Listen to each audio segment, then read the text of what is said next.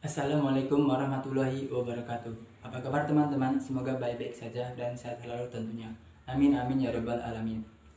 Baiklah, kami dari kelompok 5 akan mempresentasikan tentang kasus pelanggaran etika profesi pada PT 3 Pilar Sejahtera Food terkait mata kuliah etika bisnis dan profesi dengan dosen pengampu Pak Dodri Indradi.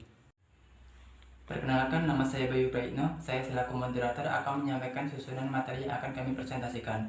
Yang pertama adalah latar belakang dan rumusan masalah yang akan disampaikan oleh teman kita Lulu Uljana.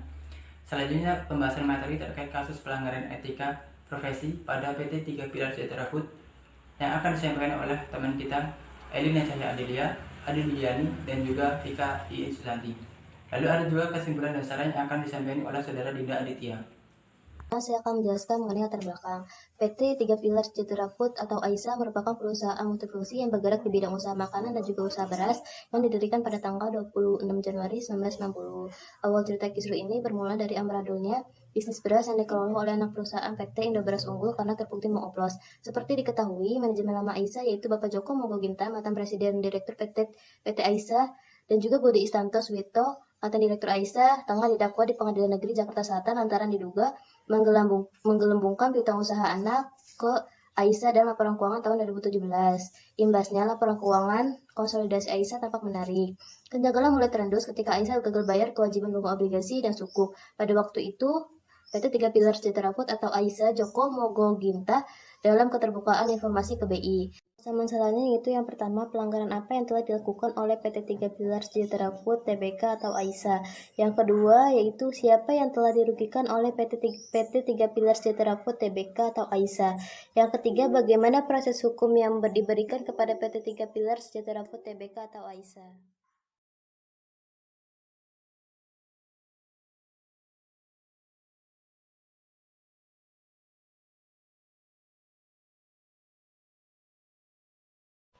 Selanjutnya pembahasan.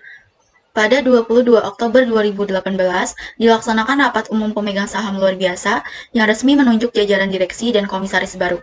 Dalam rapat tersebut, diputuskan menggantikan jajaran direksi lama yang dipimpin oleh Stefanus Joko Mogoginta. Hasil rapat tersebut memberikan mandat kepada manajemen baru untuk melakukan audit investigasi terhadap beberapa akun dalam laporan keuangan TPS Food atau ISA. Investigasi terhadap laporan keuangan 2017 mendapati dugaan adanya penggelembungan atau overstatement dengan nilai 4 triliun rupiah oleh manajemen lama pada beberapa pos akuntansi. Dalam laporan hasil investigasi berbasis fakta PT Ernst & Young Indonesia kepada manajemen baru AISA tertanggal 12 Maret 2019, dugaan penggelembungan ditenggarai terjadi pada akun piutang usaha, persediaan, dan aset tetap grup AISA. Selain itu, sejumlah transaksi terafiliasi lainnya juga tidak dilaporkan. Investigasi laporan keuangan ini merupakan permintaan langsung dari para pemegang saham perusahaan yang diajukan dalam rapat umum pemegang saham luar biasa Oktober pada tahun 2018. Kemudian terdapat beberapa poin penting dalam keterbukaan informasi terkait pembandingan antara data internal dengan laporan keuangan tahun 2017 yang telah diaudit. Di sini terdapat dua tabel yang menunjukkan angka-angka yang terdapat di poin-poin berikut ini. Poin yang pertama yaitu terdapat dugaan overstatement sebesar 4 triliun pada akun piutang usaha senilai 1,4 triliun, pada akun persediaan senilai 1,2 triliun, dan pada akun aset tetap senilai 1,4 triliun dari grup AISA, serta sebesar 662 miliar pada penjualan yang terdapat di tabel kedua dan sebesar 329 miliar pada EBITDA entitas food. Untuk yang poin kedua yaitu terdapat dugaan aliran dana sebesar 1,78 triliun dari berbagai skema dari grup AISA kepada pihak-pihak yang terduga terafiliasi dengan manajemen lama seperti pencairan pinjaman AISA dari beberapa bank, pencairan deposito berjangka, transfer dana ke beberapa rekening, dan pembiayaan beban terhadap pihak terafiliasi oleh AISA. 3. Terkait hubungan dan transaksi dengan pihak terafiliasi, tidak ditemukan adanya pengungkapan atau disclosure secara memadai kepada para pemangku kepentingan secara relevan.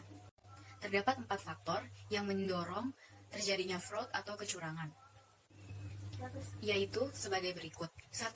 Tekanan. Manajemen lama melakukan kecurangan diakibatkan karena tekanan dari kondisi keuangan perseroan yang terus memburuk.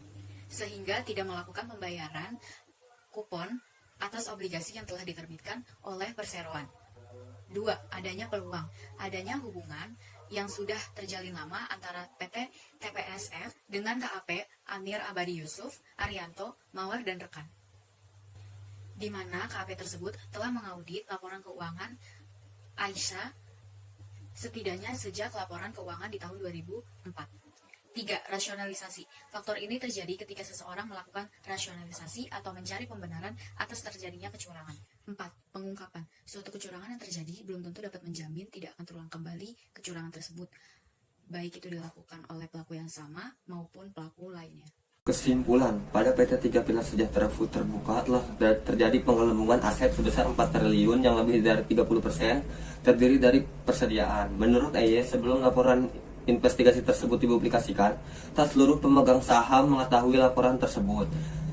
Adapun laporan ini dipublikasikan dalam Keterbukaan Informasi Bursa Efek Indonesia. Namun, langkah ini justru dinilai berpotensi untuk disalahgunakan oleh manajemen lama yang disebut tidak sesuai dengan tata kelola perusahaan yang baik. Saran, bagi PT 3 Pilar Sejahtera Food terbuka, disarankan untuk melakukan pengelolaan manajemen utang yang baik dan mengelola keputusan organisasi perusahaan dengan lebih efisien sehingga dapat menekan biaya operasional. Karena itu, jika dihitung jumlah hutang selalu meningkat setiap tahunnya, untuk mengatasi hutang perusahaan menggunakan hutang baru atau melakukan penerbitan surat hutang membuat hutang perusahaan semakin menumpuk. Selain itu, perusahaan harus memikirkan kembali pembelian aset tetap dan persediaan, karena hal ini dapat menyebabkan kerugian pada perusahaan. Sekian presentasi dari kami. Apabila ada salah kata yang kurang berkenan di hati teman-teman, kami mohon maaf. Saya akhiri, wabillahi taufiq wal hidayah. Wassalamualaikum warahmatullahi wabarakatuh.